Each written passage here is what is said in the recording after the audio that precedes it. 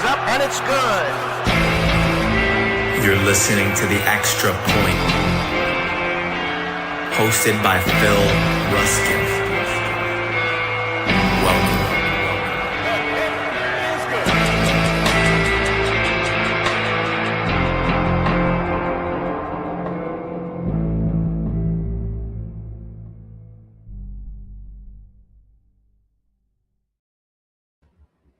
What up, what up, what up? Welcome to another episode of The Extra Point. It's your boy, Phil Ruskin. I am hanging out with my guy, as always, Kendall VanDerBilt. What's up, dude? Yo, man. Hey, I'll try not... No bad weather, no storms coming, so, let's talk some rookies. For those that missed the show last week, Kendall was here for all of about, I think, the intro and maybe 1 minute, and then he had a Wizard of Oz situation where he thought the tornado was going to just take him off there, so... Glad you're here. I'm glad there was no damage to the house. You and the fam are all safe. Let's talk some football, man. It has been a busy, that's the best word I can think of, busy last week or so with free agent signing. I covered a lot of the free agent signings last week, so we're not going to get into those. This is obviously a Dynasty podcast. It is a rookie show tonight, so that's what we're going to get into. But I didn't have a chance to ask you this question last week, Kendall. Is there a free agent signing that stands out to you above the others? That, or it could be a trade. We all woke up to a big trade this morning. I did. I'm on the West Coast. You guys probably were at lunch already. But Jalen Waddle to Denver. For those that didn't know, is there a new? I'll call it a new player in a new team that kind of stands out to you, whose dynasty or fantasy value you think is increased by his new team, new home? It's crazy. I think every single one of the moves there were very few that were nothing burger, in my opinion, like even these smaller moves. And I know the cap increased, so moves that we would consider somewhat smaller, like Dobbs. I don't think any of us see Dobbs in like a super phenomenal light, right? But because of the money and a few metrics, like it's a little more amped up, and it's still very noteworthy by displacement. So I won't mention the Ken Walker one, although I do think it's pretty significant in a lot of ways, but more for the NFL than for actual fantasy football implications. It affects one player more than anything.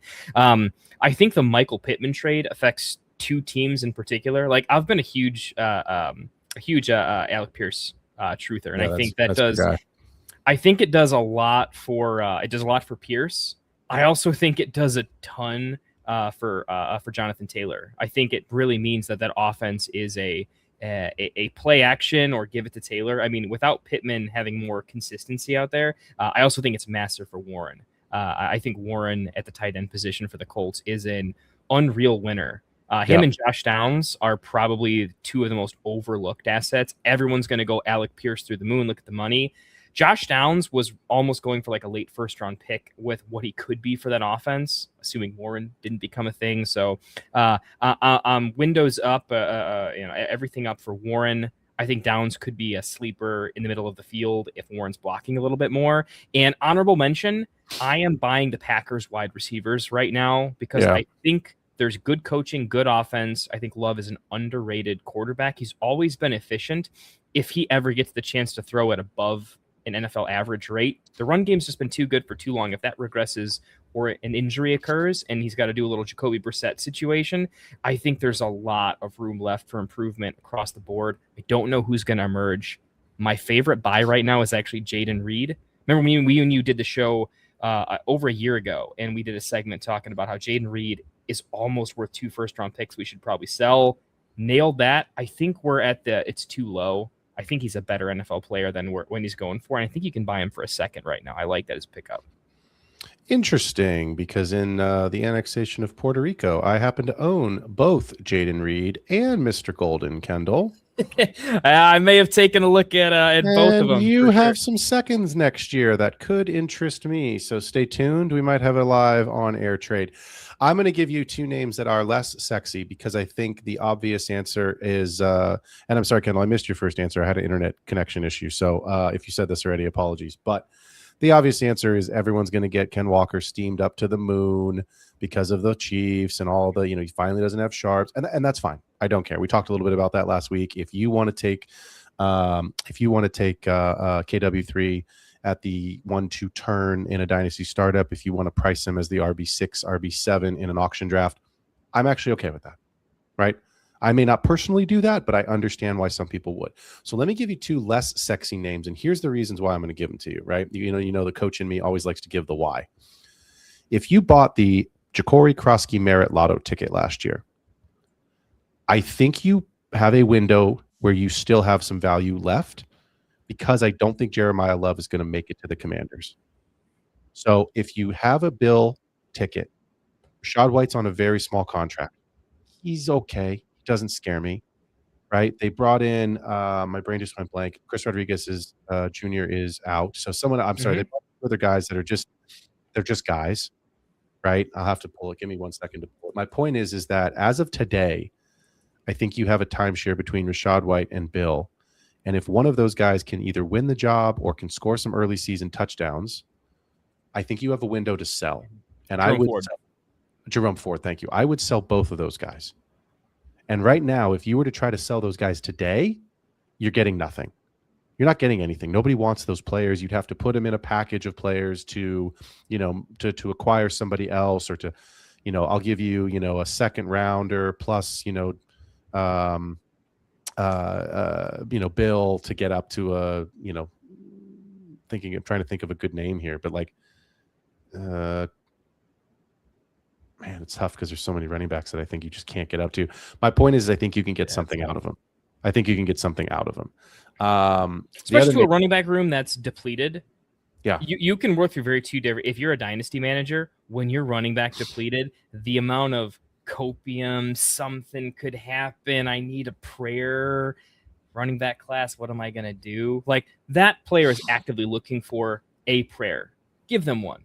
They're going to take it for what it is, and they're gonna see through rose-colored glasses a little bit. I've been on that side of the coin, and I could see enough of it. Maybe he does his Woody Marks impression for a year. I don't think we think it lasts, but he might be a meaningful producer, and not even just a I think that's my point. Is I think you could get Bill and a second, and see if you could get Monty. See if you could get Montgomery. That maybe doesn't get it done, but see if it's a second, and a third, and Bill to get up to Monty, right? So put something together where I think you could get Monty. I think has 2 more years in Houston where he's going to have some fantasy relevance, and then that's probably it. But I just don't see a path forward if Jaden continues to develop. If they bring in a receiver, right? I just don't see a world where their future is this running back by committee. So I do think Bill is a winner as of today, and I think he stays relevant. So he is a person that I am trying to, if I have him, hope that he has a good first half of the season and then sell him high for something, because I just think the wheels are going to fall off. The other player I want to talk about for just a minute, and I would say he was the winner because of the Max Crosby trade, but that never happened. So it scares me a little bit now, more than it would have last week, is Zay Flowers. Because when Crosby went to the Raiders for all of 72 hours, that meant no first-round picks for the next 2 years, which means no wide receiver help as a first-round capital. And remember, Zay Flowers, if my memory's right, Kendall, you can fact-check me on this one while I'm talking through it. I think he was in the late 20s, in the early 20s, maybe 21, 22. But he was a first-round pick for the Ravens.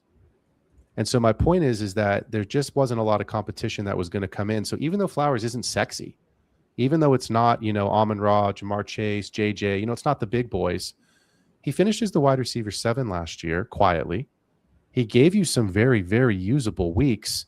And at the end of the day, if he's your wide receiver 2, wide receiver 3, maybe he's in your flex if you're in a 2 wide receiver league, I think that's a really good position to be in. So now that the picks are back, we'll see what the Ravens choose to do, especially after addressing Hendrickson. But I thought Zay Flowers was a winner last week. And again, everybody knows Kenneth Walker is a good player. Everybody knows Jalen Waddle is a good player, right? So you don't have to talk about the big sexy guys. So I think it's interesting to go and talk through some of these players that are less sexy, but are probably on a lot of rosters. So let's get in, man. Let's do it. I can't put this on the screen because of the language, but I like to comment. Jamie, we appreciate you. Yeah. Love you, Jamie. Rafi, good to see you, brother. Happy St. Patrick's Day to everyone. I did not bring my Mardi Gras beads. They are upstairs, actually. Happy St. Patrick's Day to everyone. So Jamie saying Zay's good for a few big games or bust. He's more of a best ball play, probably. But the truth is that Zay Flowers is on your roster somewhere, and you're probably playing him, and you're probably, if you're fortunate, you're flexing him, but you're probably starting him. And so I think there's some value there. So, Kendall, let's start at the top. And for those that are new to the show, we are going to go through some rookies on a deep dive tonight. But I've got my quarterback tiers here. They are color-coded to match the old Sleeper app.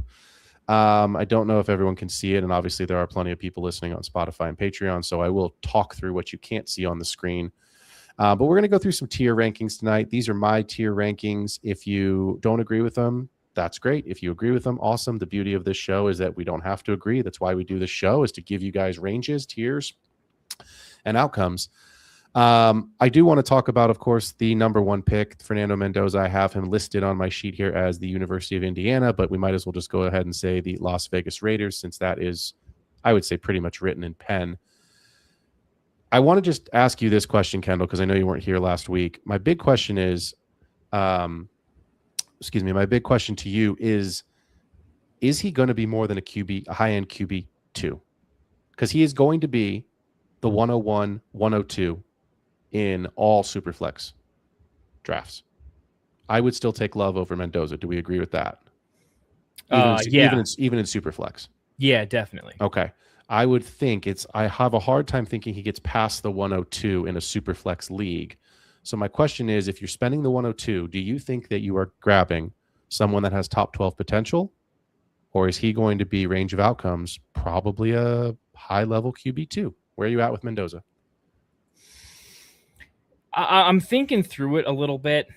I think he's a high floor, lower ceiling play, in my opinion. I don't think he has enough explosive throwing traits that will turn him into that QB1 range. It takes a lot in the NFL to get to that level. And even when you have the talent, it doesn't always work out, right? So you have to have the weapons and stuff around you. I definitely look at him more like I see him like a Bo Nix, but maybe a little bit worse. And I'm not a Bo Nix fan, right? I just think of where Bo Nix is ranked. I think he's athletic, but he's not as athletic as Bo Nix. I think they have somewhat similar throwing talent, good leadership traits, right? Good in the locker room. But I always saw Bo Nix as like a calm down on the ceiling, right? Unless he runs a lot every game, I don't love it. I see him somewhat similar.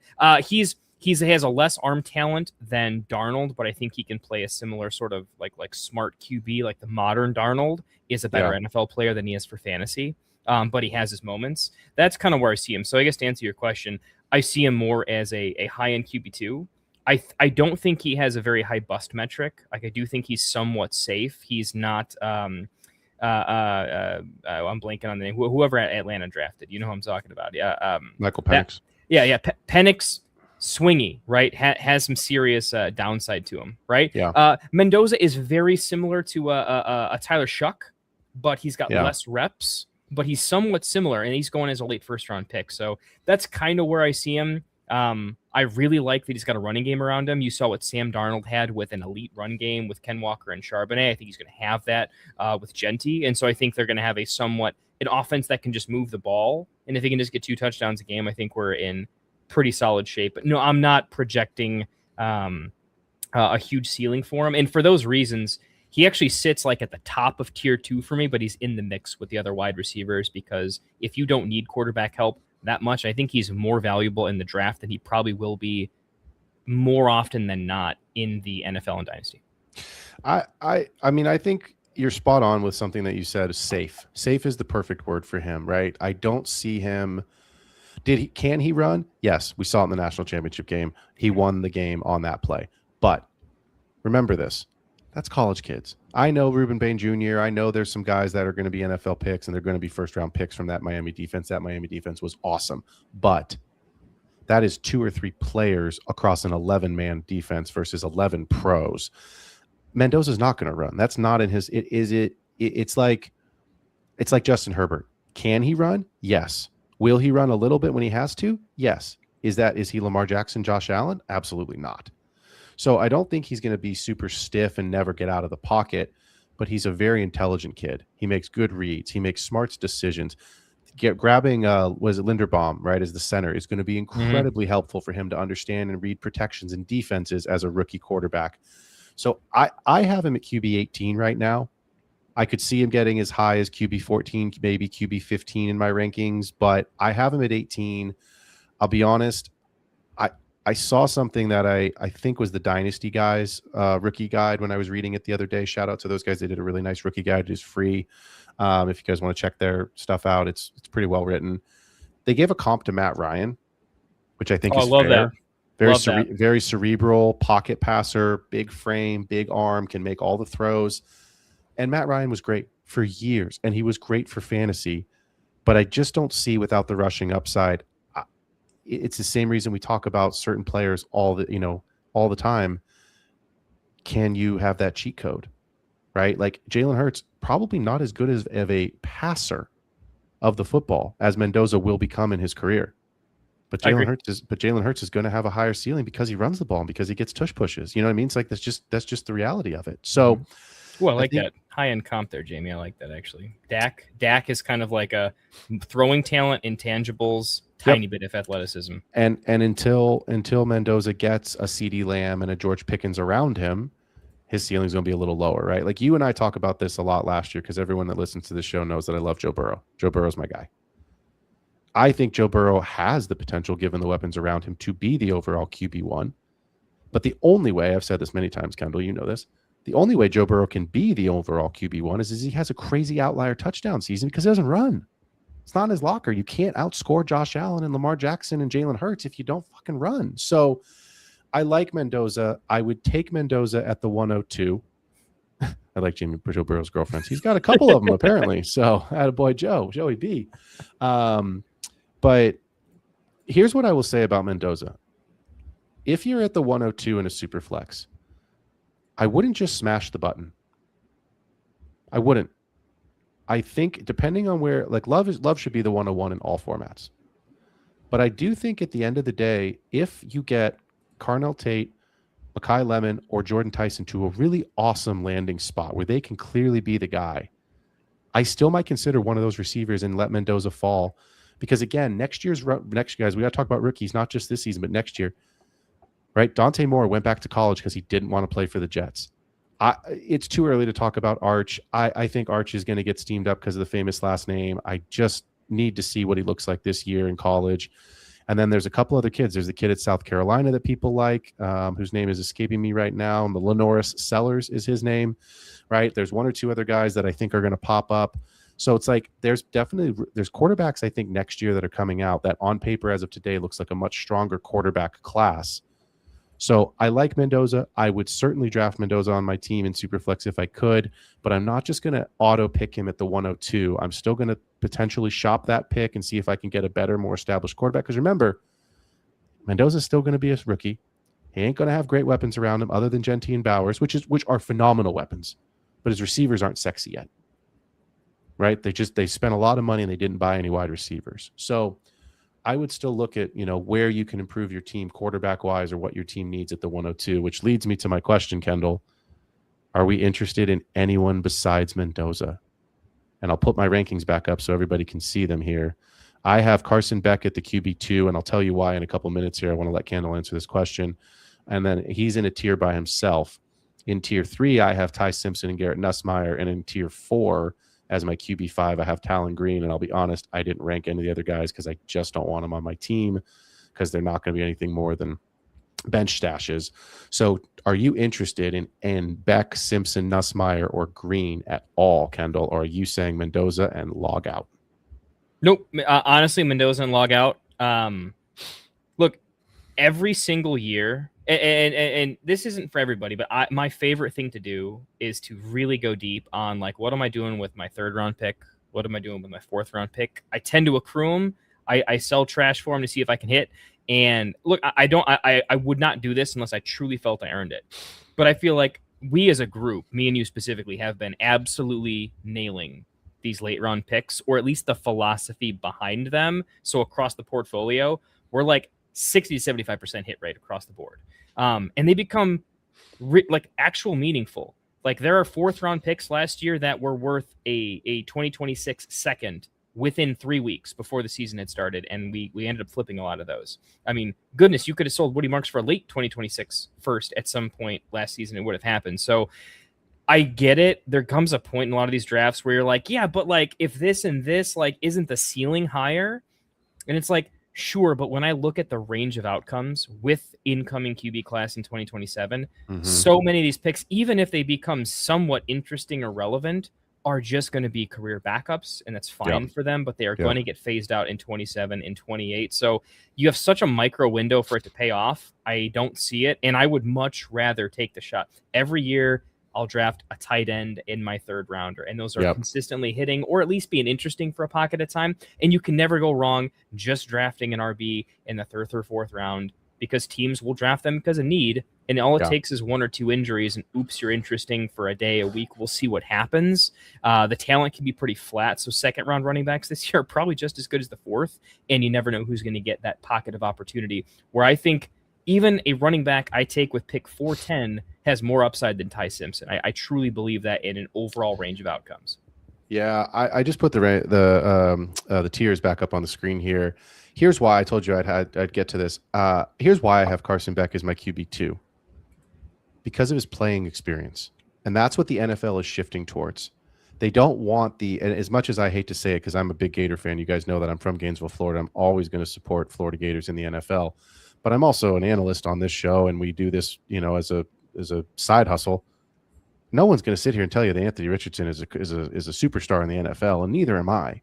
So the NFL is moving away from these project quarterbacks, and you look at the Bo Nixes of the world, who is made fun of because he was so old, because he was in college for. Did you know that Bo Nix played against Justin Herbert in college? Yep. That's how old Bo Nix is that Justin Herbert's been in the league 5 years and is on contract number 2, and Bo Nix is on his 3rd year, right? So it's like, what I'm trying to make is Carson Beck going to be a starter? No. But is someone going to take him on day 2? Probably. Because he's a decent backup. I wouldn't shock me to see the Rams take him and just let him sit for a year and see what they have, and then go sign somebody later and do that. It wouldn't shock me to see I don't know. That was the one that came to mind right away. But like somebody that's going to be able to like sit. My point is that the backups that get to kind of maybe become something. Tyson Bagent for the Bears is one of those names that like, he's got enough traits that he could do a Malik Willis type of situation, and we've seen that before. Geno more recently has had a few of these arcs happening. But so that's a good comp, right? Because I think the consensus right now is that Ty Simpson is going to go to the Jets at some point. I think Daniel Jeremiah's mock 3.0 came out on NFL Today, on the NFL Network today, and I'm pretty sure, I can look it up here in just a second, I'm pretty sure he had number 16 overall, Ty Simpson, going to the Jets, because they have 2 first-rounders. That is a waste of a fucking pick. Ty Simpson should not go in the first round. He's got 15 career starts under his belt. At the end of the day, sure, he runs a little bit. I think he's fine. But I'm going to put the rankings back up on the screen. I'm going to switch from the real NFL back to fantasy, and specifically Dynasty. I would take Talon Green in the 3rd or 4th round because of his rushing upside, because he broke the combine, just like Anthony Richardson did, but I'm not spending a premium pick to get him. So if he sucks and he sits on my taxi squad, no big deal. If he becomes, hopefully, what we thought Jalen Milroe would become, what we thought Joe Milton would become, fantastic, right? If he doesn't, screw it, cut him. Who cares? It's not going to hurt you to spend a 3rd or 4th round pick on somebody that could become a rushing upside guy and get you. I mean, Justin Fields was not a good prospect, and he lit up fantasy. Now he doesn't have a job. But he might start a couple games. Well, yeah, he'll start the first 2 or 3 games of the season. Actually, funny you said that. I'm actually, I can't believe these words are about to come out of my mouth. I'm trying to include him in a trade package right now because I have Mahomes and Knicks in a super flex, and I don't have a 3rd quarterback. And I'm like, I actually need Justin Fields for like 3 weeks. So can you, instead of giving me your 3rd round pick, can you just give me Justin Fields as part of this trade? And the guy's stoked because he knows he's never going to get anything for Fields. And I'm like, I literally need him for a month. So I don't have an interest in these quarterbacks outside of Mendoza, and I would take Talon Green because of the athleticism, the rushing upside, and maybe the hope that he gives you a month worth of something at some point in his career. And if you find, the quarterback version of Puka, then you've hit fool's gold and away you go. So let's spend some time on this show talking about what everybody really wants to talk about and hear about is the running backs and the receivers, because there are so many of them this year that are going to get drafted because it's a weak quarterback class and it's a weak tight end class. We're not going to talk about Jeremiah Love.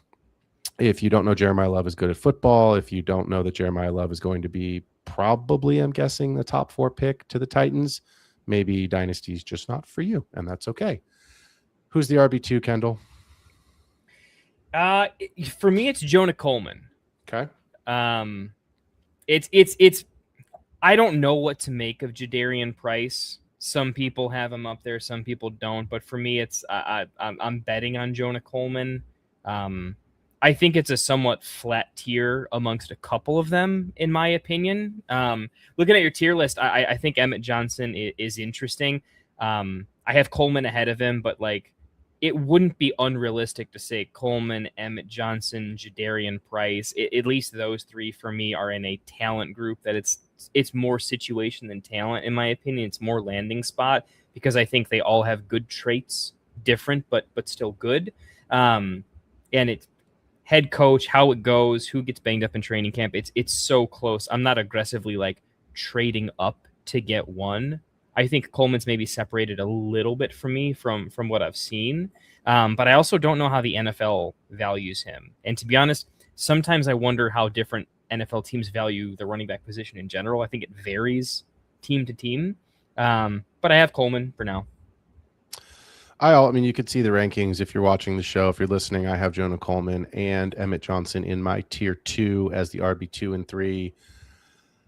Look, one of these guys, maybe not one of these 2 specific players, but, you know, Jadarian Price, Katron Allen, Nicholas Singleton, one of those names is probably going to Atlanta. That's a fact. Atlanta just traded Tyler Algier. They haven't brought anybody in. And as much as it's not going to impact Bijan, but they still have to have a second running back. They have to have a roster. So one of these guys is going to go to Atlanta. I wouldn't be shocked at all if one of these guys goes to Miami. Right. I think that's a realistic landing spot, given the fact that Miami is clearly playing for the future. They are sending everybody with any sort of money out the door. And ultimately, it's very clear what they're doing is giving John Eric Sullivan a chance to build his own roster and giving, Jeff Hafley a chance to coach his own team from scratch. Right. So anybody that's a holdover from Mike McDaniel is pretty much out. I see Jadarian Price, Katron Allen, Nicholas Singleton, Coleman, and Emmett Johnson as that next tier 2, tier 3. I know Mike Washington Jr. ran really, really fast at the combine, but just because you run, like, it's the underwear Olympics, guys. You know what I mean? Like, I still don't understand why they're not putting these guys in pads, why they're not putting on helmets. Like, you want to know how fast you're on a football field in pads? Go run in pads. It's not rocket science. Yeah. But yeah, he probably ran himself onto a roster, but I don't see how he runs himself into like a real role. Well, look, and I feel like we've seen that a couple times. Look, I'm going to say it because I'm going to take a tiny victory lap here. You know what I'm about to say because it is a victory lap for me. Xavier Worthy ran himself into a first-round pick, and Xavier Worthy's not worth a first-round pick. Rashee Rice is trying to make him a first-round pick. Rashee Rice is doing everything he can to make Xavier Worthy take his money, take his contract, and just say, "Hey, really is. You don't need you on the team anymore, Rashee, but we do have to pay Worthy. So can we get your money? Get some bucks." We'll see what Carnell Tate says about it. Yeah, maybe. So my point being is that this is a running back class. I love how you said it, flat tier. I think Coleman's probably the RB2. It wouldn't shock me if all these other guys were the RB2. I think there's 4 or 5 players in this class that could be the RB2. And I think you just don't know who it is yet. And so, you know, one thing I do want to say is just really quickly is about Jadarian Price.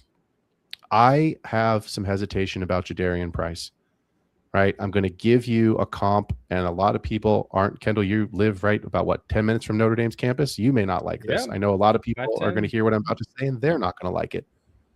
Roschon Johnson. Ooh. That is my comp for Jadarian Price. And it's not because I don't think Jadarian Price is a good player. I think it's the inverse of that. I think people steamed up Roschon Johnson as he's this really good player. He's big, he's strong, he's physical. He just couldn't get on the field because Bijan was just so much better at Texas. And okay, that is true.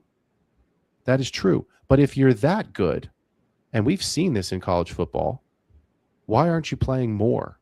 Why aren't they rotating you? Because college football, truthfully, is not about producing just the next pro player. They're trying to win national championship. These guys have jobs to go and get, right?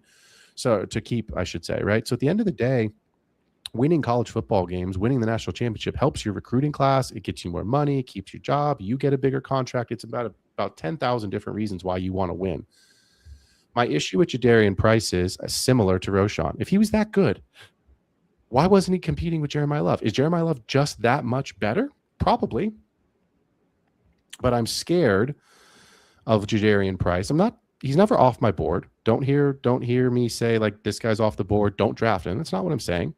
I'm saying don't worry if Jadarian Price winds up as the RB2 and he winds up in Carolina. I would have some hesitation. I would, because Chuba's still there and he's under contract. They've still got Brooks, who was a first-round pick and has missed his entire NFL career because of two-year and season-ending injuries. And eventually I don't know if he could become something. We just don't know with Brooks. He might be nothing. He could become the guy in Carolina. Jury's still out on that one. My point is that Jadarian Price, to me, has some of those Roschon vibes where it's like, this kid's so good. He's so good. He's so good. Is he? Is he really that good? I don't know the answer to that. So I'm going to have some hesitation with Price. And I think you all should too. I think at the end of the day, I want to see obviously landing spot. And I'm just going to say this, and then we'll move into the wide receivers. Kendall, I can't separate these two Penn State guys. So I'm going to be honest, both of them, to me, if I'm on the clock in the middle to probably the late second, and one of them's on the board, I'm going to hope that the other one gets taken, and then I'll probably just take whichever one is left. Or it might be a pivot point for me if there's somehow a good wide receiver left, that I feel like is going to have a good situation. Because Penn State was bloody awful last year. Yeah, they were. Awful.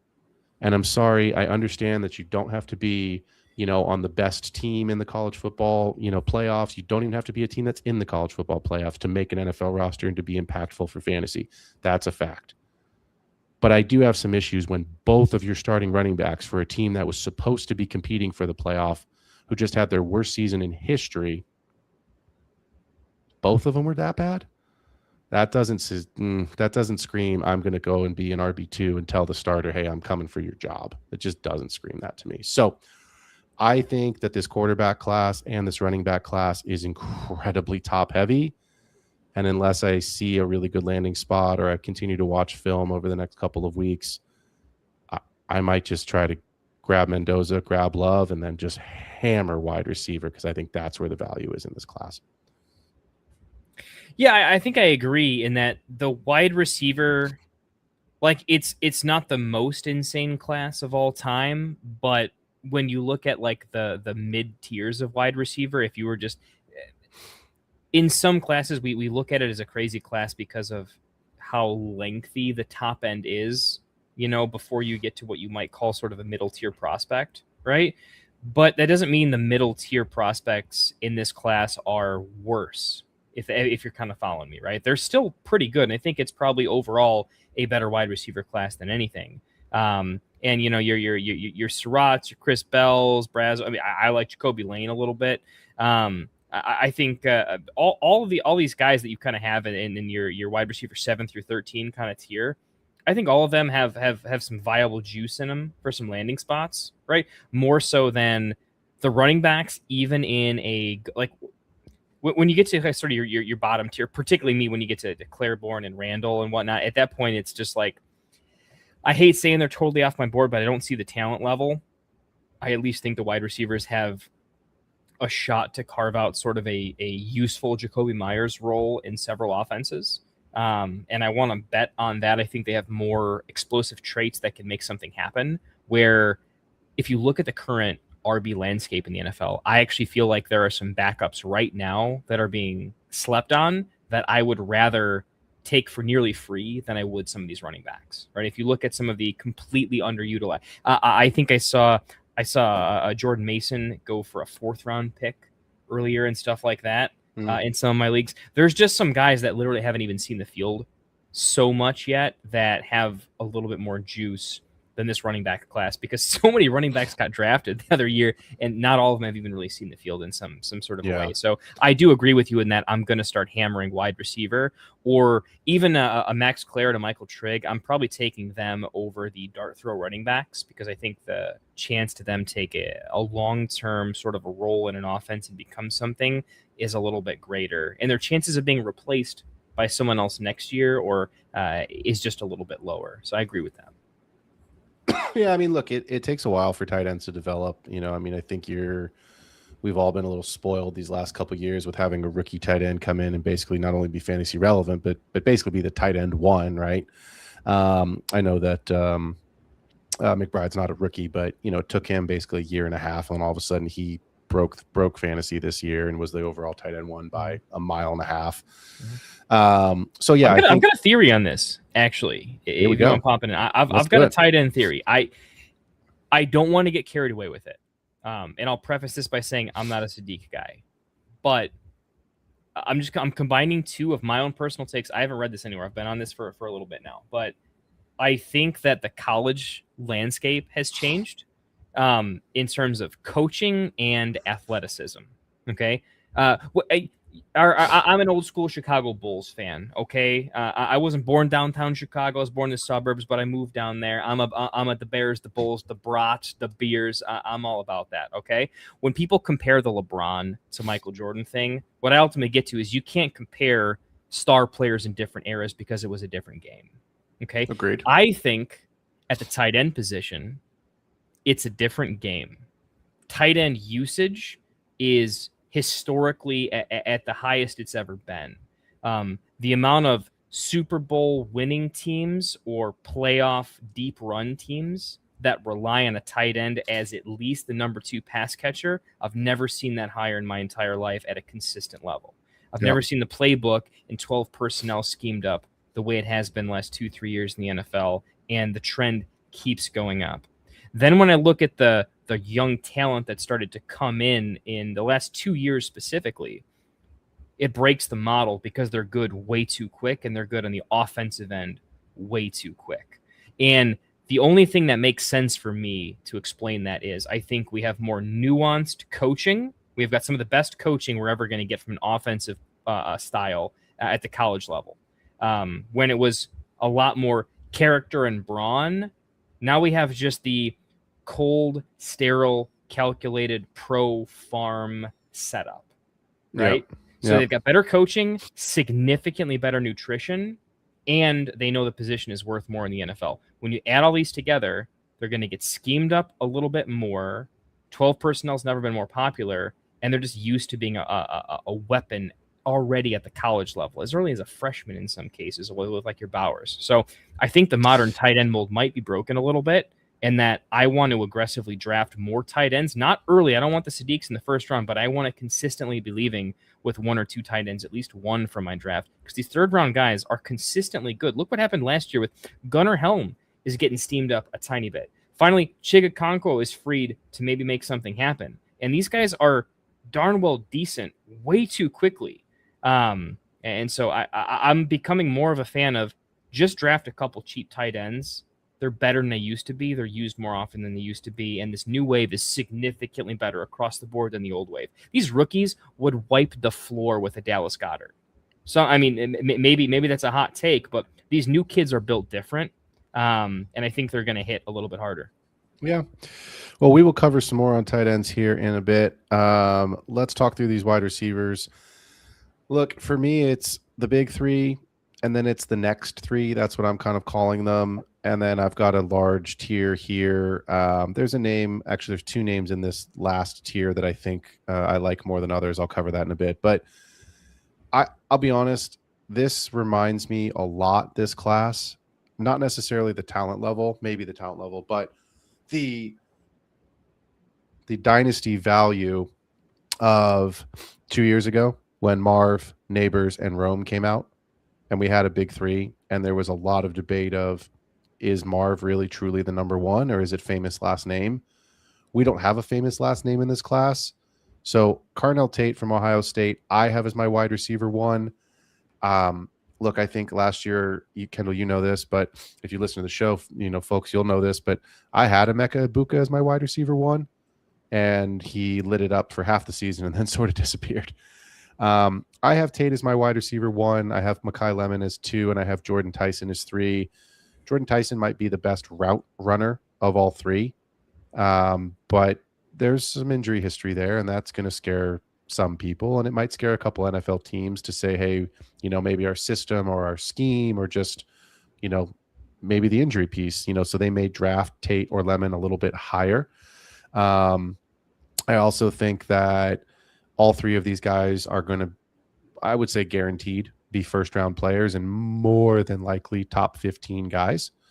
So I don't know that there's a lot to separate them right now. So my question to you, Kendall, is if you're in a single quarterback league and you have the 2, the 3, or the 4 pick, because Jeremiah Love will be the 101, are you just drafting one of these guys based off the situation? Are you drafting the guy based off the highest perceived ceiling? Or are you drafting who you think, regardless of landing spot and ranking, the best receiver is? How would you approach these 3? They're pretty flat for me in that the tiebreaker is probably, I don't even say tiebreaker. It's not really a tiebreaker. Landing spot is probably going to tell me everything. Landing spot tells me if they have, what's their percentage chance to be the wide receiver 1? What's their percentage chance to be the wide receiver 2? Yeah. Right. Landings, that's a big deal, right? In landing spot. And I don't mean that like there are some teams where I'd rather have the chance to be a great wide receiver 2 is better than the wide receiver 1 in a bad offense, bad quarterback situation, right? So there's that element to think of. I'm probably going with safety for the most part because I think they're all good. I used to play the game in a much more risk reward, let's die hard. The more I've found consistent ways to just build tiny 1-2% edges, gain value in a predictable, accruable fashion to then make bigger moves and take risk where it's presented in a much more palatable fashion. I don't want to just swing for the fences. If I wanted to swing for the fences, I would just take Jordan, right? He's clearly the best prospect profile, clearly the best route runner. When healthy, it's honestly not close. Yeah, but there's risk there, real risk. And I don't like the idea of a non-risky player has this nice fun range of outcomes where it's all good, it's all profitable. And the risk when it goes from like could be slightly better than what you had anticipated versus the floor bottoms out, I don't think the loss is worth the reward. So I'm going to go with probably the safest consensus high pick. It's probably how I'm looking at it. Let me give you 3 teams. We're going to play a game, and this game is going to be called Receivers Are Blind. Wide receivers are blind. The New York Giants, the Cleveland Browns, and the Los Angeles Rams. Don't worry about which of the 3 goes to which team. Which receiver do you want? The Giant, the Ram, or the Browns? Brown, Giant, Ram. That's your order. Brown, Giant, Ram. Okay. Correct. Okay. Here's why I picked those. Because I pulled up Daniel Jeremiah's mock draft from today, the NFL Network. He's pretty darn smart. He knows what he's doing. He's plugged in. I know a lot of he has the linebacker Sonny Styles from Ohio State getting mocked in this one to the Giants. Sure. But there is a lot of steam around a wide receiver going to the Giants.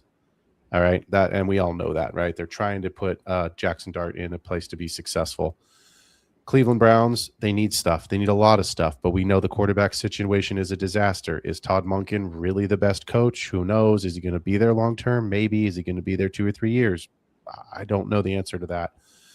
And then he's got a receiver, Mekhi Lemon, mocked to the Rams, which you're never going to be the one unless Puka misses time. You're still behind Devontae for at least a season, even though you might be the 2B. You're still the 2B to Devontae's 2A. So, and you don't know who the quarterback's going to be next season. Right? The only thing with Lemon is that because he is more of an Amon-Ra clone and he can play in the slot, he's the one where if there's anyone that's going to be a 2, I want it to be Lemon. So that's, if any of the other guys become a 2, because of their like X position. I'm not in love with that, but Lemon specifically, I don't mind to the Giants or that sort of play the 2 role. I think he'd be really, really nice. He'd be a much better version of like a Jordan Addison type situation. So you literally just took what I was going to say almost to a T. Sorry. Right? No, it's okay. It's perfect. I mean, it's great that when we disagree, because it gives the viewers and the listeners a different side to the coin. But I think sometimes it's great when there's a little bit of consensus. I would take whoever the player is at the Giants probably first. I like the offense. I like the quarterback. I like the ability to be in a big time, playmaking role. The Browns is going to scare me a little bit. I understand that is the player who clearly has the easiest path to being the guy. But again, who's the quarterback this season? Who is it next season? And who's the coach long term? Because this is Dynasty. This isn't just 1 year, redraft. And if it is somebody that goes to the Rams, I would have the Rams as my 2 spot, because ultimately, even though the quarterback is most likely going to change next year, and it's possible McVay's not there, we'll see what happens. There's lots of McVay seems like he's leaving every year and he keeps coming back. So we'll just assume he's the coach. But I think Devontae and Stafford, I think this is it.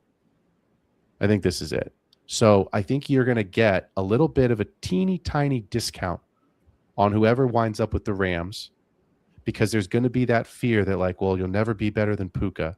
Well, Devontae's still there, so you're never going to be, like, what's his first year? I want to draft with the 103 someone that's going to go straight into my lineup and produce points for me immediately, and we all do. But the reality is that unless you have Justin Jefferson or Jamar Chase, who broke fantasy just like these tight ends did their rookie season, you're waiting, right? Emeka Egbuka, great first half of the season, fell off the second half of the year. JSN, garbage first half of the year. It's one of the worst trades I have ever made in my life, trading JSN away. I got Achane and I think Rome back, which isn't terrible, but it's not it's not great. I'd rather have JSN. So it's like you end up looking at these guys and saying, well, like, the year 1 outcome scares me. Wide receivers still take a little bit of time to develop. So I think whoever lands on the Rams, don't discount the fact that, yes, their year 1 production may not be perfect, but let me give you this comp. And I'm not saying that this is the exact same comp talent-wise. Luther Burden, for a while, was the number 1 wide receiver in college. People all forget that. And he was not one of the earliest picks last year. I think I have to go back and look. I think he was like wide receiver 4 or 5 in that class. 4 maybe, right? All of a sudden, DJ Moore gets traded. Caleb's playing a lot better. You've got Rome, you've got Loveland, and you've got Burden, and that is the core. And if you took Luther Burden in the late 2nd round last year, like I did, and a lot of people did, you are stoked. You're absolutely stoked because you have someone that is the Bears wide receiver 2 who could end up being the wide receiver 1, and he was the best prospect in that class coming out of college, and he dropped because I don't remember. He was older. He had some injury stuff his senior year. He only had a really great senior year at Missouri. He wasn't superstar, the first couple of years. So that's my point with these big 3 is even if someone goes to a place where the path to playing time rookie year isn't the sexiest, don't discount that. Let's talk through this, what I'm calling the next tier. For those that can not see the screen, I really like KC Concepcion. I think he's a fun player. I think he could be really good. I'll be honest, I think he's going to wind up in Miami. That's just my gut feeling. That's where I think he's going to wind up. I have him as the wide receiver 4 at the top of tier 2. I have Omar Cooper Jr. here at the top of the tier as well at wide receiver 5. I debated going back and forth between Elijah Surratt from Indiana and Denzel Boston. I have Boston at wide receiver 6 right now, but I could see that changing. So I have Surratt at the top of tier 3, but it's early. The only really give you the reason why, because again, the coach in me, let me tell you the why. I think sometimes the guys that win the national championship get steamed up a little bit. Right? There was a couple guys that came out of Washington. Rome was clearly the guy. Jalen Polk and someone else, Kendall. Who was the other receiver, if you can remember, that came out of that Washington Huskies team that lost in the national championship? Penix was the quarterback. I don't remember who that 3rd wide receiver was. I know Boston was on that team, but he was young. But like Jalen Polk got steamed up because they had got to the national championship game, and Jalen Polk's not really relevant right now, right? So that's kind of my point. So I see the talent with Surratt, but again, if he played for, Florida, who had a disgusting college football season, is he really being talked? I don't know the answer to that, right? So where are you with this second tier of guys? Because I think I would personally, and I'll shut up here in a second, I would personally take all three of these players, even, whoever the wide receiver 7 is, I would probably take over the RB2 in this class. That's what I would personally do. What about you?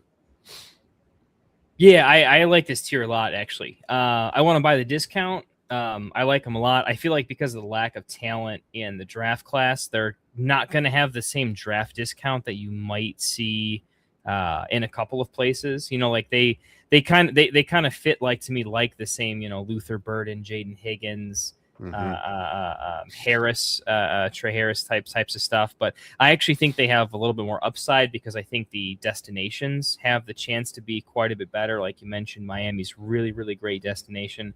There's a couple spots where wide receiver 2s could be really, really elevated in a couple spots too. I think, you mentioned the Giants, for instance, at some point in time. So I like the tier. I almost think Concepcion, I think he's almost in a tier of his own.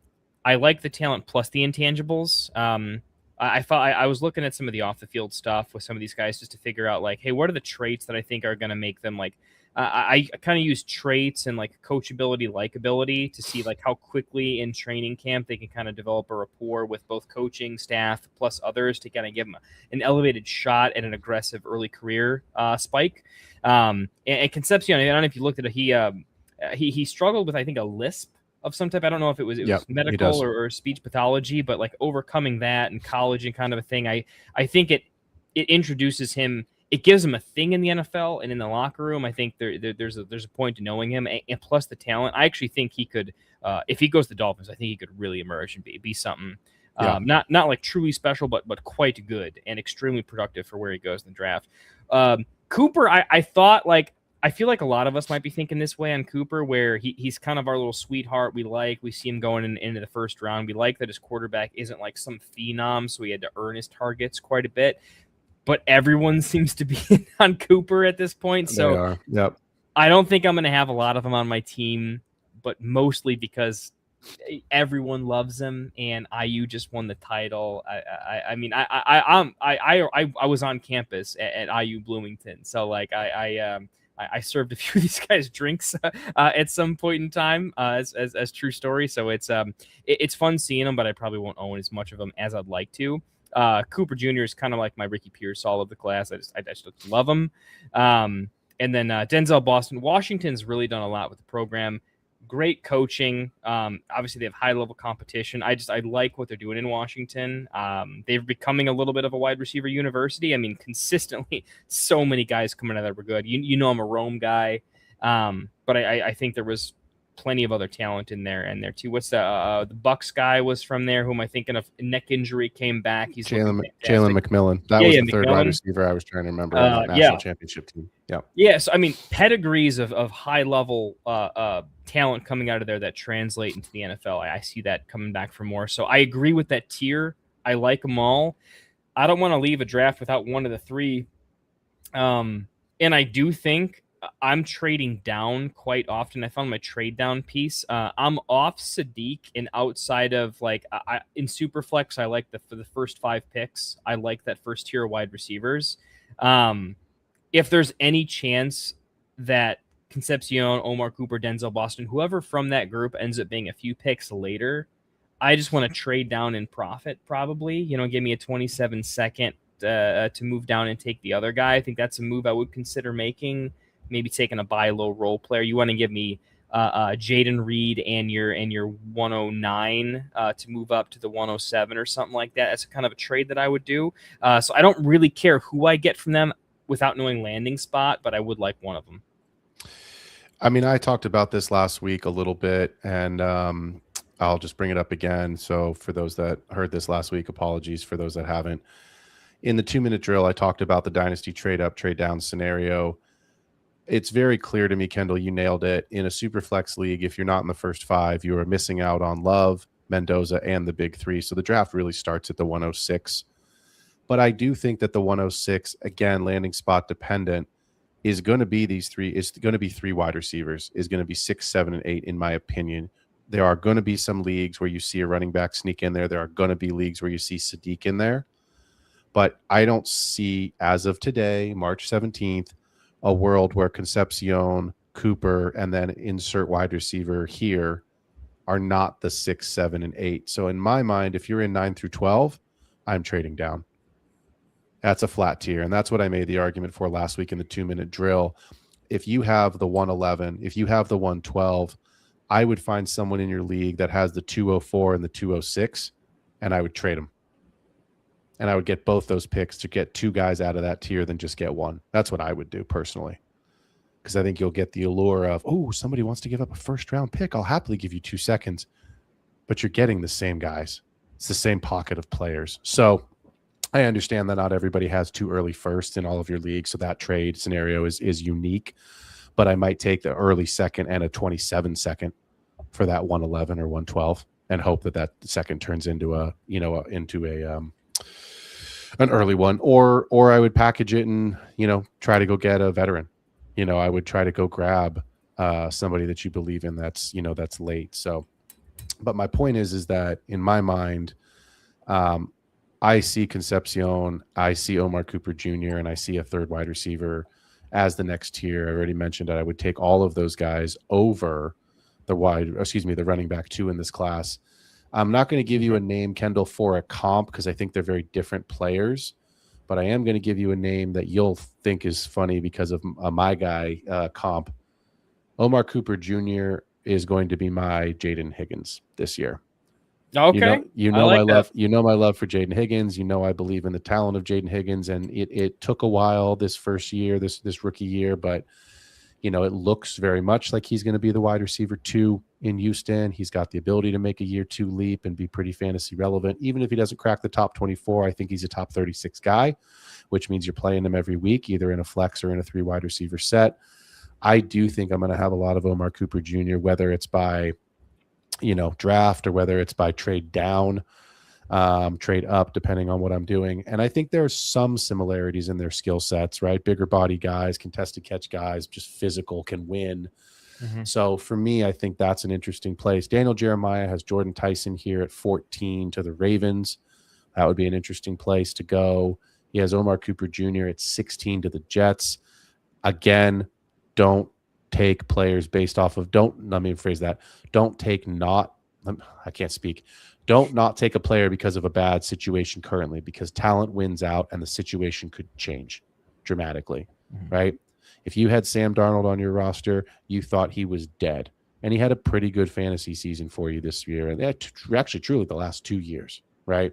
So, and then KC Concepcion, they have at 19 here to the Panthers, which I could see. I could see the Panthers taking another player. I know it's not sexy. We don't love Bryce Young, but at the end of the day, Tet's clearly the one there. I like Jalen Coker, but I think whoever they take, if they were to take a first-round wide receiver, probably becomes the wide receiver 2 by midseason, if not earlier. So, and the Panthers, look, we shit all over them for a long time, but they weren't bad last year. They're in a terrible division, right? So put them in the NFC West, or and let's put them in the NFC North and let's see how they do. But my point being is that they're going to be a good football team. They're going to win games. They're going to score points.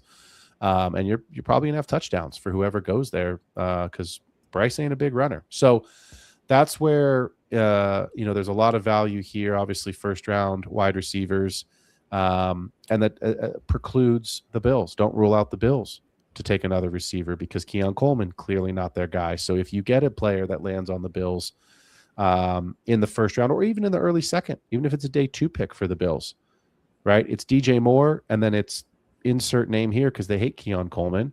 Kincaid's okay. Dawson Knox doesn't take anything, doesn't really add anything. I mean, it's Josh Allen and James Cook. That's it. So that's where I'm at with this wide receiver class. I want to, before we pivot to the tight end here, you talked about Chris Brazel. Sorry to Mrs. Brazel for butchering your son's name. Jacoby Lane. I like Jacoby Lane. I have him at wide receiver 11, but the only reason I have him that far down is because I just don't know this class yet, right? These are all day 2 picks, day 3 picks, so hopefully they're early day 3 picks, but we'd love to see him in round 2 and round 3. And some of these guys will be. Chris Bell is a name to keep an eye on. I've comped him to Debo. He kind of looks like Debo. He certainly plays like Debo. He's big, strong, he's physical. He's been injured, which is why I think he's not getting as much love. But I like Jacoby Lane. I think he's a good player. Again, when you've got a Brian Thomas Jr. who's kind of getting overshadowed by Malik Neighbors, BTJ had a great season and then had a disaster of a season in year 2. So we still don't know what BTJ is yet. But Jacoby Lane, again, being overshadowed by Mekhi Lemon. It's different when it's Jadarian Price and Jeremiah Love because there's only one running back on the field. But there's multiple wide receivers on the field. And I think Jacoby Lane is a good player and would be a much higher prospect if Mekhi Lemon was a totally different maybe he goes to UCLA instead of USC, right? He's at a different school. So don't sleep on Jacoby Lane. Don't sleep on Chris Bell. And don't sleep on Elijah Surratt. Kendall, you have said it twice already, if not 3 times. You are out on Sadiq, or not out, but you are not taking him in the mid first round, which is where he is projected into our dynasty drafts in that kind of 6 to 9, 106 to 109 range. Is it just too expensive, or you just don't think the talent is there? What's your anti-Sadiq take? I hate saying both, but it really is both. Because it's not like a little bit of both. It is 100% of both equals 200. The price is stupid. I mean, the price makes no sense, right? Dalton Kincaid is also not quite the physical freak, but like no shabby, and we still put him at the 1-2 turn like we're supposed to. I'm the guy that's saying recency bias has an actual take to it, right? Because I think they're better, more athletic, better coaching. But Sadiq just has no college production. And I scouted tight end pretty heavily the last 2 years. So maybe I'm biased that I wasn't scouting as heavily the previous years, but I did look back to develop, like everyone says model. I'm not fancy enough to have a legitimate sort of algorithmic program developed. I don't got the funding or the time for it, but I've got some pretty good applied math and I know how to use it, right? My challenge is when I study guys like Harold Fannin, okay? I didn't like Fannin's tape, but I could not deny the damn production. It was just consistent all day, every day. And like, oops, Harold Fannin's a stupid breakout, right? And I didn't necessarily know, but I drafted enough of Fannin because I didn't know what to do other than like the production is the production is the production. I don't know what to do with a Sadiq that is this physical freak. And I don't know. I don't think he just all of a sudden became that physical freak just for the combine, right? I assume he was kind of like that for a while, but why is the production not there, right? Let me tell you this. DK Metcalf, I've never been a fan. I never will be. But he is just as much of a physical freak and a combine freak as Sadiq, and yet he's never been good. Even when given all the opportunity in the damn world, the guy's just not NFL smart enough. He telegraphs his routes. A smart defender can just eliminate all that physicality and has been for quite some time now, and he's never fully broken out, even though he should win every one-on-one matchup. I think tight end is a harder position to learn with more nuance, and I haven't seen the production. And I think his ability to use that physical freakness to be, I don't know, just a good NFL asset, but not necessarily a dynasty fantasy football freak. I don't think it has to translate. Kyle Pitts is a significantly better pass catcher than Sadiq is. Significantly. Yep. Oronde Gadsden is a better pass catcher than Kenyon Sadiq. Okay? I mean, there's guys that are less physical freaks, but they have a better knack for catching the ball, running routes, and playing offense in the NFL than Kenyon Sadiq, in my opinion. And I don't like guys from Oregon. Frankly, I start to package Oregon with Tennessee, where they just manufacture offense in a very creative, very fun way that historically just doesn't translate as well to the NFL. It's too kitschy. It's too manufactured. It's not an NFL offense, in my opinion. So I have so many reasons to say, if he wasn't steamed up as much, would I love to take him in round 2? Absolutely. Sign me up. But it'll never get to me there. And at the end of the day, he's still just a tight end. He's still just a tight end. So the fact that even if he has an okay season, he literally might have a fine NFL season and never see my starting roster in year 1 and 2. Like, that's just way too much for a first-round pick. Yeah, so I love the Kyle Pitts comp because that's where I was going to go with the negative, the anti-take, right? Like Kyle Pitts also broke the combine, Florida Gators. So again, always going to root for the Gators, but wide receiver, excuse me, he was basically Florida's wide receiver his senior year because they didn't have anyone. That Florida team was good, not great, and he was the number 1 pass catching option. Tight end 7 his rookie season, and then disaster the next 3, and then he finally gives us a tight end 2 season. Here's what I'm going to say about Sadiq. I'm not going to give you the exact I'm super pro Sadiq because I've already mentioned there are a lot of wide receivers in this class. There's Jeremiah Love and there's Fernando Mendoza that all should be drafted over him. But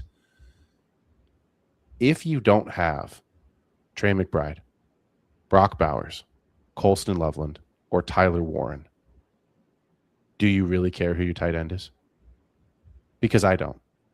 Even Harold Fannin, who I know a lot of people like, even Oronde Gadsden, who had big moments last year, are they clearly the tight end 5? Could they be the overall tight end 1? I don't think so. So if you're telling me that after the first 4 guys in the league, that no one else really matters, and that's not to say that they don't matter, but it's basically a very small PPG difference, and it's a small overall points per season finish in terms of a delta, then I'm in on Sadiq. Because I want the kid that's athletic. I want the guy that gets contested catches. I want guys that's going to be able to win at the line of scrimmage and get off the block. And let me give you some teams, Kendall. Does this change your opinion? And it's okay if the answer is no. The Rams at 13.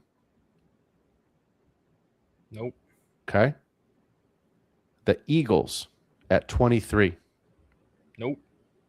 The San Francisco 49ers at 27. Still no. And the Chiefs at 29. All right, Chiefs, you got me. Chiefs, you got me interested. All right, there's. I'm not gonna lie that Patrick Mahomes does move the needle for me in Patrick Mahomes, Andy Reid ways, but you finally got me. These are 4. The reason I picked those 4 teams is because all 4 need a tight end, and all 4 are considered high-powered, good offenses to be a part of. Right? The Chiefs. This is probably the last dance, the Michael Jordan last dance for Travis Kelce. The contract says that. His personal life says that. His age says that. The Niners, great offensive system. I love George. I got his shirt hanging in my closet. He ain't going to be around forever.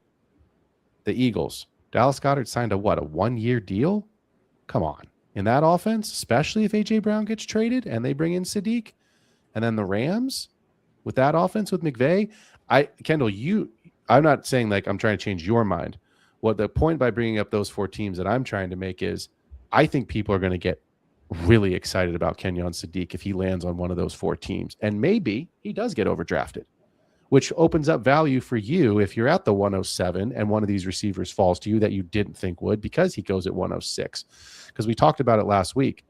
106 is where the draft starts if you are in a super flex league.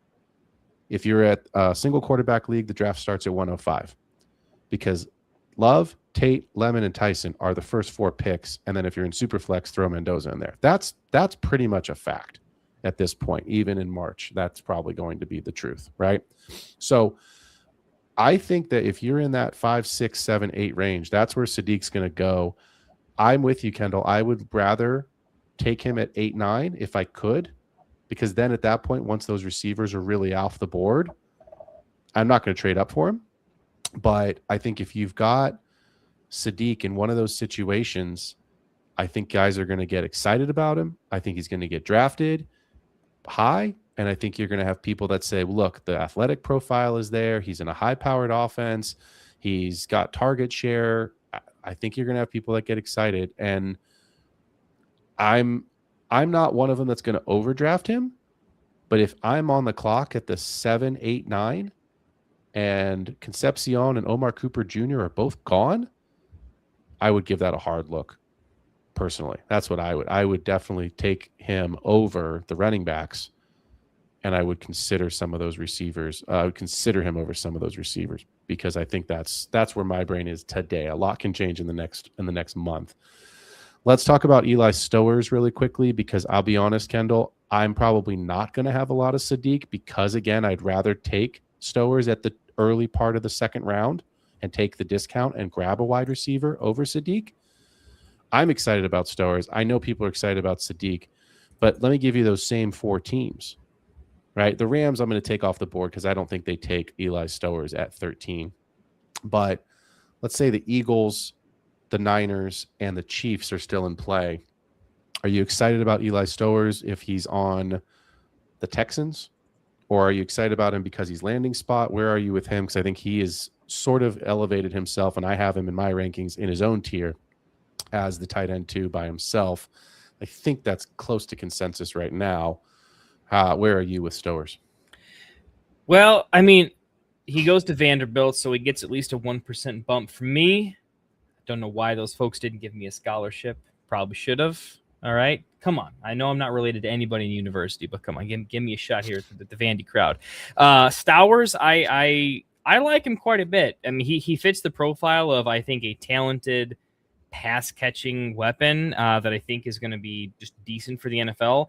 And I don't think he's close to the potential of Sadiq, but I do think that I would rather take the cheaper player if they have a decent landing spot in this case. He falls in a range where, in at least the mock drafts right now, where, yeah, it's more palatable cost. Opportunity cost is a lot lower. So he's my favorite tight end in the class. I'm not saying like I hate Sadiq so much. I'm saying Stowers is better than him. I won't go there. But for the cost, yeah, I like him a lot better there. So I do like Stowers more as a, once everything dries up in sort of the early to mid second, that's when I'm taking a look at Stowers. If I'm staring on the barrel of the wide receivers that I like have gone, I'm taking Stowers over the running backs. I actually just think he's just got more upside. To be honest, I'm taking Max Clare over the running backs at that point too, just depending on landing spots. So I like Stowers. I don't have like a ton to say on him other than he just fits the profile of guys that I typically draft. I think they're a plus tight end. They're a plus on the offensive side of the ball. And I think there's enough decent landing spots where, because he's just not the guy compared to Sadiq, I think maybe he drops in value a little bit. I hope that he gets put in the same tier list as Claire and Trigg, and that because they're in the same tier list, they fall to like the third somehow or something like that, or like the late second. That would be a freaking dream. That's dreaming. That's dreaming. Probably not happening, but I'll put it this way. I'll fade Sadiq from the tier list perspective, but I'll be more aggressive on Stowers over probably similarly ranked wide receivers. My early lean is that Stowers winds up in the 201 to 204 range. Yeah, it kind of a separate tier almost in and of his own. I see that a lot too. Yeah, I see the 201 to 204 depending on your league size, 10 versus 12, maybe the same range, 10 and 12. I'll be honest, that's who I am targeting in this draft for areas, for places on my dynasty roster where I need a tight end. Because again, I just would rather take the upside. We don't know landing spots yet, but I would rather take the upside of what I believe these wide receivers' ceilings will be. Because look, guys, remember this, fans of the show, a wide receiver, if they were equal to a tight end, is always going to have the higher ceiling. Even in the heyday of Mark Andrews and Travis Kelce, when they were first-round picks in your redraft leagues, and they were rightful first-round picks in your redraft league, if they've been a wide receiver, they were still finishing in that, wide receiver 2, high upside, but like wide receiver 12 to 15 range. That's where they were finishing. So I think you're going to have to remember that because, again, tight end is that onesie position. It's just like running back. Oh, I got to get a running back. My team needs more running backs. Oh, I could have the next guy at tight end. Do you really care if you have the tight end 5 on your team? Is that winning you a championship? No, it's not. So it's like, don't burn the pick because you need to have a tight end. Give yourself the player that's going to have the highest upside. So I'm targeting Stowers in drafts where I own that 201 to 204 pick, whether it's mine or an acquired pick. That's where I would like to draft him and shoot for upside with that wide receiver. Mm-hmm. in the second half of the round. It's worth mentioning on Stowers' particular. There's a reason why I think he's like a safe, solid pick, and that like his NFL comp is a pass catcher. Okay, he profiles like an Evan Ingram, undersized, has speed. It was his combine time was 4.5, I think. Probably look it up real quick, but he's quick. He's a pass catcher. He's quick, but also undersized as a blocker. So with tight end, you want someone who's going to be drafted to a role, and that role to be fantasy relevant. He's going to be drafted similar to like how Oronde Gadsden was drafted. He's more athletic and fast than he is an inline blocker. Yeah. He's going to be used that way. And because of that, he should get on the field as a pass catcher early. If he gets that decent role where the team needs him to be that pass catcher, the chances that he can have a much more significant elevate, like Sam Laporta kind of burst onto the scene a little bit. He can absolutely do that for a team that it ends up in. There's other tight ends where they have a mixed skill set, and you don't really know what their role is going to be on the team. Stowers, you're going to know his role based on who drafts him, and you can draft with confidence in that role. Makes him an easy pick. I'm going to be honest. I see Sadiq or Stowers winding up with 49ers. I do. I think the Niners are going to take somebody, even if they may not take Sadiq. Sadiq may not be on the board by the time the Niners pick, but like, I know they just re-signed Jake Tonjes, and that's fine for the season, right? But like, is that really going to be your long-term answer when George goes? I think they take Tonjes for that. I think it's a year, maybe it's a 2-year deal. I think Tonjes got, and he's a good football player, and he helps, and he's not going to be, atrocious. He's not a blocking tight end that's not capable of catching passes and touchdowns, but they're going to take somebody at some point to prepare for life after George. The Chiefs would be wise to take somebody and prepare for life after Kelsey because they've not made a financial commitment to Noah Gray. They haven't. And so I think you're looking at, unique situations with certain teams, that would be attractive. The Rams, I would think, would take a tight end if they pass. And I would think the Rams will take a receiver at 13 and try and win the Super Bowl. This is Devontae and Stafford's last season, in my opinion. So I think if the Rams take a skill position guy, they're taking a receiver more than they're taking a tight end. And they'll figure that part out later. Because the one thing the Rams have always done is traded picks to go get veterans. Right. So they'll figure that piece out at some point. So I think for right now, Stowers is a kid that I think probably winds up in a good situation. I think Sadiq probably winds up in a good situation. We'll go from there. The show's running a little long, so I want to kind of wrap it up here. But I think there's some other names, right? I think you've mentioned Max Clare a couple times. We didn't get a chance to talk about him tonight, but I like Michael Trigg. I think he's interesting. I know a lot of people are like Justin, and I don't know if I'm saying it Jolly or Holly, but either way, the kid from NC State, there's a lot of people that like him. I think that's kind of where the list ends. I know if you go and jump on all the different websites, they'll have all the tight ends ranked, 1 through 6, 1 through 10, 1 through 15, however many they've got on their personal site. But Michael Trigg is an interesting name. You mentioned maybe using some of your third-round picks, on tight ends. If I have a third round and Trigg's on the board, I'm absolutely going to take him because at that point, I'm done with wide receivers, so I'm taking running backs and tight ends and just hoping that I find a Kyle Manung guy at running back, right? Or I find an Oronde Gadsden who was a third-round pick last year, so fourth-round pick. He might have gone on your waiver wire depending on the size of your league and your draft. So I think those are some interesting names to keep in mind. And we'll continue to break these rookies down over the next couple of weeks. We will continue to do more deep dives on these players. And, of course, as new information with trades and free agency comes about, we will get you all ready, prepped, and primed for your dynasty drafts here coming up in about a month. Thank you, Jamie Pirog. It's pronounced Joe Lee. So his mom commented on my YouTube and corrected us. So you must have offended Mama Jolie because she felt the need to correct you. So there you go.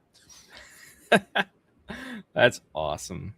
Kendall, I don't want the show to go all night, so we're gonna wrap it. But if you want to hit me up in the green room, I would be interested in having a discussion about Jaden Reed. Yeah, maybe I would be interested in discussing Jaden Reed in the annexation of Puerto Rico League because I feel as though he is an asset that I could be tempted to move on from. Yeah, you need a different solution than Reed. And he's not. I don't think he's a bad player, but he's not doing enough for your team. So this could be a win-win. I also have Matthew Golden on that roster. I could use a veteran. I could use a couple of picks. So I think there is a trade that exists there for us. I've got, just for those that want to get excited, at least feel like you're part of our league, I've got Brock Purdy, Austin. That's how my brain's working right now. Apologies, Mrs. Genty. Ashton Genty, Kinshawn Judkins, Devonta Smith, Emeka Ibuka, Jaden Higgins, Colston Loveland, and I have 3 flex spots that I need to fill out. I have Jordan Love as a quarterback, so I have Jaden Reed, and I have Matthew Golden. I would like to move one of them. So, yes, I think we could look at something here afterwards. So that's going to do it for the show. As always, please message us on Sleeper at P Ruskin at, what are you, KendallTFFT? That's me. Yep, KendallTFFT. Should be on the screen, I think, in the title card there. We have leagues that we are forming all the time for Dynasty. If you want to come and play in our league, if you were listening to this show, you are probably super tuned in and would be a good asset for our leagues. Certainly reach out to us on Discord. Make sure you hit that like and subscribe button. It helps the show grow. It helps us continue to grow. And it helps us to continue to do this every week and bring you guys more content. We know that's what this is all about. DM me. I mentioned this last week. I'll mention it again, but I also am a writer. I've got written articles. I've had a couple people reach out this last week asking for my written content. I should have a new article coming out about some additional information that we didn't get to tonight about landing spot and where to target certain players in your draft. That's my article this week. So if that interests you, hit me up on Sleeper at P Ruskin and we will get you that information. For all of us here at the Get Right Fantasy Network, for myself, for Kendall, this has been another episode of The Extra Point. We appreciate y'all being here. We will catch you next week. We out. Fantasy is the play. Marking nothing, but I tune in every Friday. Strategies provided, I will lock in every way. So go